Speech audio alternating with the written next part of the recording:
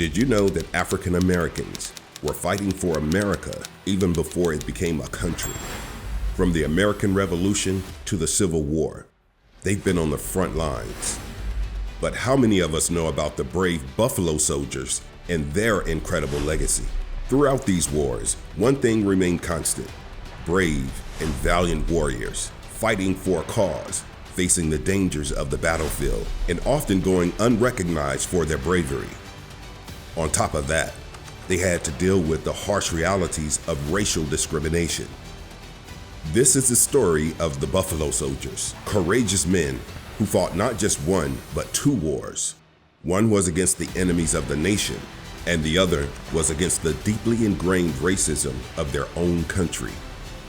Their story is one of resilience, bravery, and an unwavering commitment to a nation that didn't always appreciate their sacrifices. Welcome to Blackhistory Diary, a space dedicated to revealing and honoring the vast tapestry of African heritage.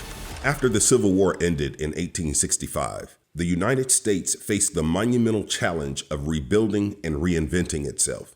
The South was in ruins, and the federal government had to figure out how to integrate millions of formerly enslaved people into society while restoring Southern states to the Union. However, the task was enormous, and things went from bad to worse when President Abraham Lincoln was assassinated in 1865. His death threw the nation into political turmoil.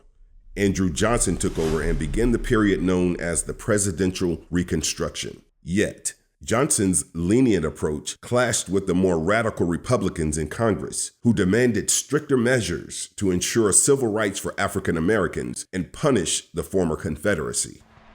Resistance to Reconstruction in the South was fierce. Violence surged, and white supremacist groups like the KKK rose to prominence.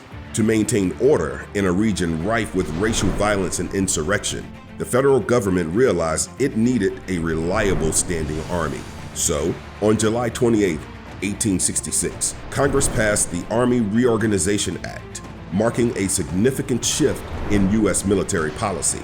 This act included the first black units in the regular army, creating 6 regiments specifically for black soldiers: the 9th and 10th Cavalry and the 38th, 39th, 40th, and 41st Infantry Regiments. These soldiers, later known as Buffalo Soldiers, played a crucial role in maintaining order and protecting the rights of the newly freed African Americans during this turbulent period.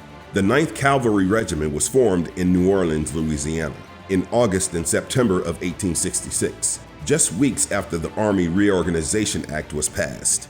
The soldiers spent the winter organizing and training, preparing for their first assignments. By April 1867, they were ordered to San Antonio, Texas, where they met most of their officers and their commanding officer, Colonel Edward Hatch. Hatch was a white Union Army veteran from the Civil War, reflecting the trend of the times. Despite the inclusion of African Americans in the Army, they were often relegated to low ranks and roles under white officers.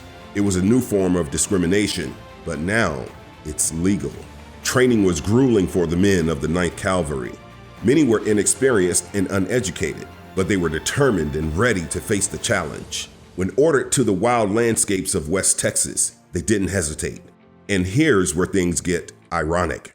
The 9th Cavalry soldiers were tasked with securing the road from San Antonio to El Paso and restoring order in areas disrupted by Native Americans. These Native Americans had been forcibly relocated to reservations and were understandably frustrated and resistant. Sure, some had broken agreements with the federal government, but imagine being evicted from your homeland and confined to a completely different space. You wouldn't be too happy either. The real irony is that these African American soldiers, who faced their own discrimination and hardships, were now the ones enforcing the government's policies against another minority group. The men of the 9th Cavalry, enduring their own struggles for equality and recognition, found themselves in the complex and often conflicting role of maintaining order on behalf of a government that marginalized them both. The 10th Cavalry was established shortly after the 9th, but at Fort Leavenworth, Kansas, commanded by Colonel Benjamin Grierson. Its formation was slower due to Grierson's desire for more educated men and a cholera outbreak in the summer of 1867. By August of that same year, the 10th Cavalry was ordered to Fort Riley, Kansas, to protect the Pacific Railroad, which was under construction. However, before they could leave Fort Leavenworth, the regiment faced two separate battles with hundreds of Cheyenne warriors near the Saline River. With assistance from the 24th Infantry Regiment, the men of the 10th Cavalry managed to push back the Cheyenne forces, sustaining minimal losses. Only one man and several horses. Despite being outnumbered and having inferior equipment, this battle was just the beginning of many more to come for these determined soldiers. Their courage and resilience in these early encounters set the stage for the 10th Cavalry's legacy, showcasing their ability to overcome adversity and perform their duties with distinction. Although many sources disagree on how the Buffalo Soldiers got their name, history traces it back to their involvement in the Indian Wars as they championed the western expansion of the United States. According to the Buffalo Soldiers National Museum, the name originated with the Cheyenne warriors in the winter of 1877. The actual word from the Cheyenne translates into wild buffalo. Another account is that of Colonel Benjamin Grierson, who recalled that while the 10th Cavalry Regiment fought the Comanche in 1871, they were called the Buffalo Soldiers. The Apache also called them Buffalo Soldiers because they had curly, kinky hair like bison. Another possible source of where the name originates could be the Plain Indians, who gave them the name because of the bison coats they wore in the winter. Nevertheless, the term Buffalo Soldiers became a generic term for all black soldiers. In the U.S. Army, it is now used for units that trace their direct lineage back to any of the African American regiments that were formed in 1866. Regardless of whatever they were called or how they came to be called that, it doesn't change the fact that these brave men fought bravely and died for a country they considered theirs. Meanwhile, that country did not see them as equals. Henry O'Sheen Flipper was born into slavery in Thomasville, Georgia, as the eldest of 5 brothers. Henry was born to Isabel Flipper, his mother, and Fetus Flipper, a shoemaker and carriage trimmer. They were enslaved by Ephraim G. Ponder, a wealthy slave trader. After the Civil War, during the Reconstruction era, Henry attended Atlanta University. In his freshman year, Representative James C. Freeman appointed him to West Point, joining 4 other black cadets. The academy was a tough environment where white students often snubbed them. Despite these challenges, Henry persevered, and in 1877 became the first black graduate of West Point, commissioned as a second lieutenant in the U.S. Army Cavalry. He joined the 10th Cavalry Regiment, one of the Army's 4 all-black Buffalo Soldier regiments. Henry became the first black officer to lead regular troops in the U.S. Army. In July of 1877, Henry reported to Fort Sill in the Indian Territory, but the 10th Cavalry was actually stationed at Fort Concho. Despite being an officer, he was not assigned to a cavalry troop, but was given job assignments such as engineering a ditch to drain the malaria-infested swamp and overseeing the construction of roads and telegraph lines. By October 1877, Henry was ordered to Fort Concho in West Texas and assigned to A Troop, becoming the first black officer to command Buffalo Soldiers in the 10th Cavalry.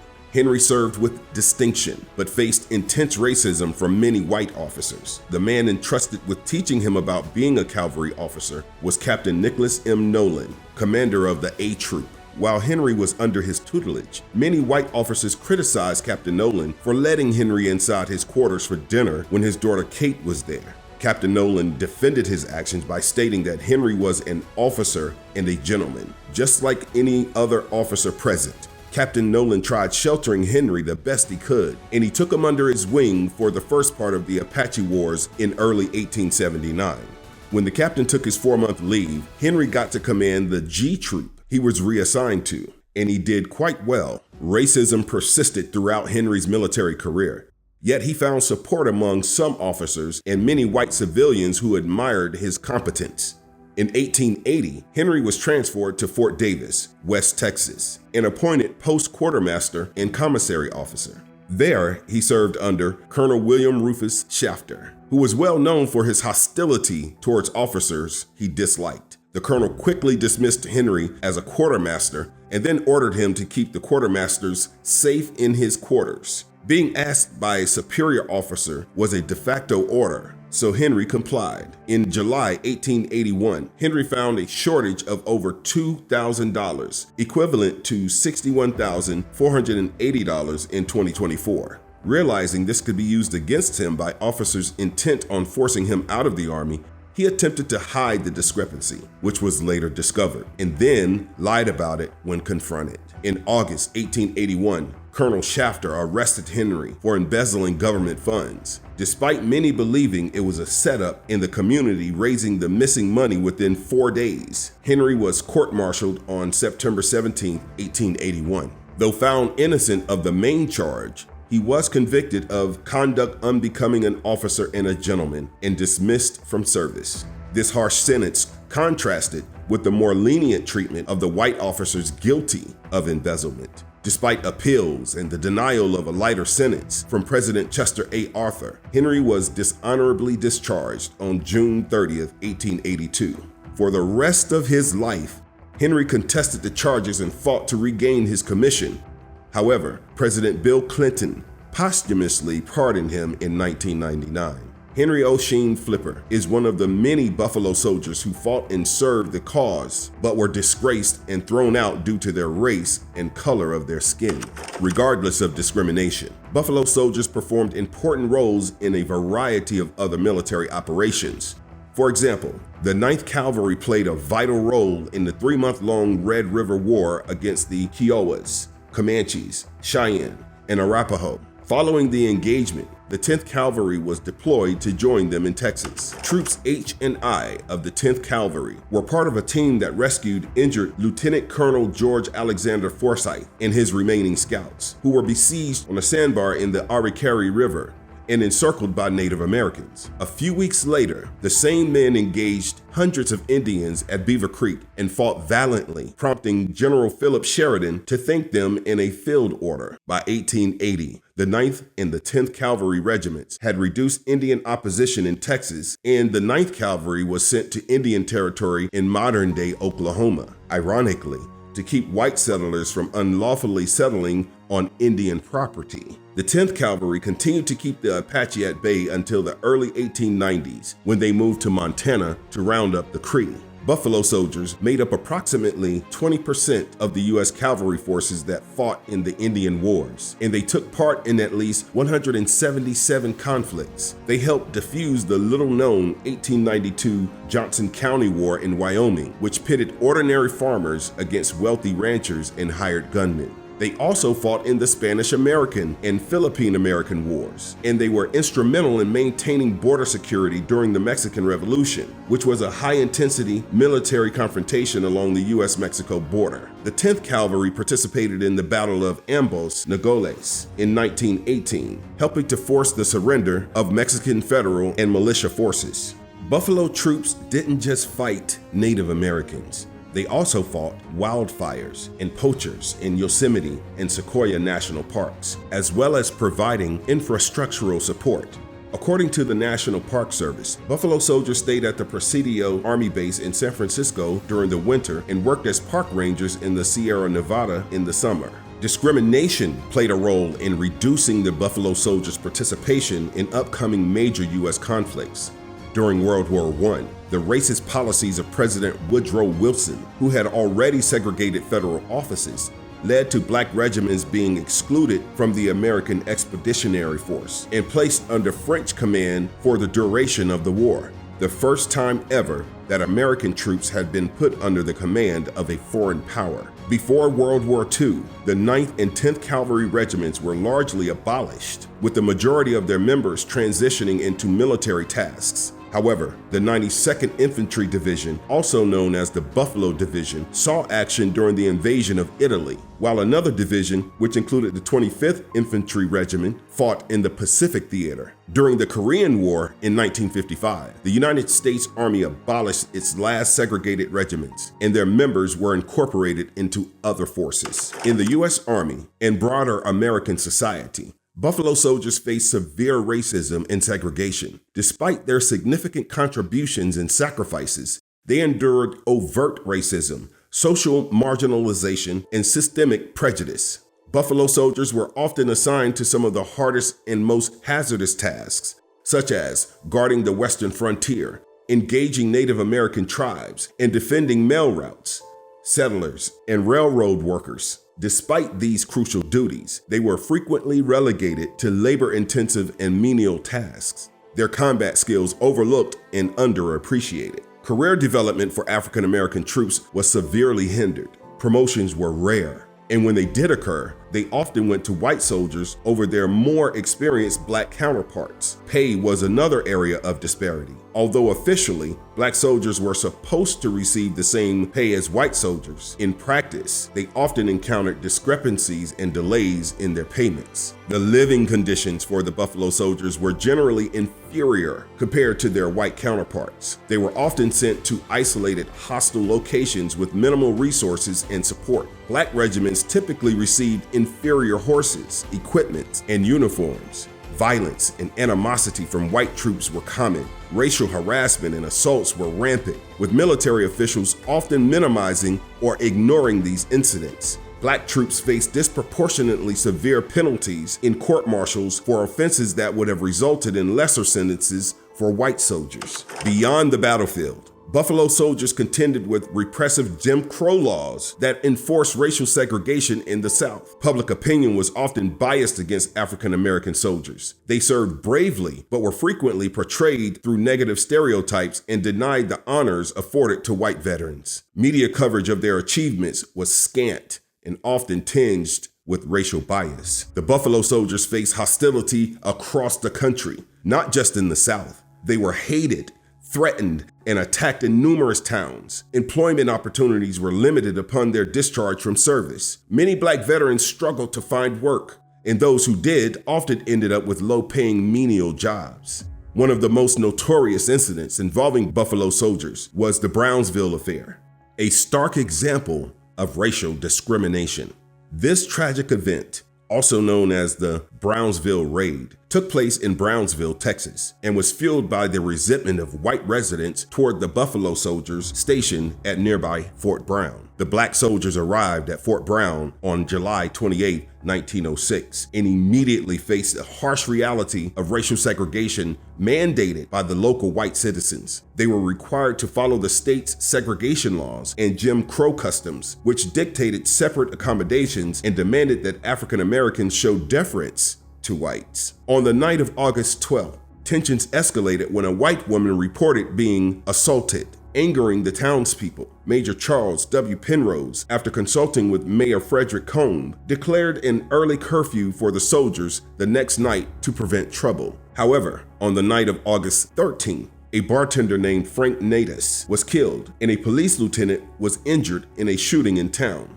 Without investigation or due process, the residents of Brownsville blamed the black soldiers of the 25th Infantry stationed at Fort Brown. Despite white commanders confirming that all soldiers were in their barracks at the time of the shooting, the townspeople, including the mayor, insisted that the black soldiers were responsible. They produced spent bullet cartridges from Army rifles, which they claimed belonged to the Buffalo Soldiers. Even though there was evidence that the spent shells were planted to frame the soldiers, investigators accepted the testimonies of local whites and the Brownsville mayor. When the soldiers were pressured to identify who fired the shots, they insisted they had no idea who committed the crime. Captain Bill McDonald of the Texas Rangers investigated 12 of these men but found no grounds for indictment. Despite this, local complaints persisted.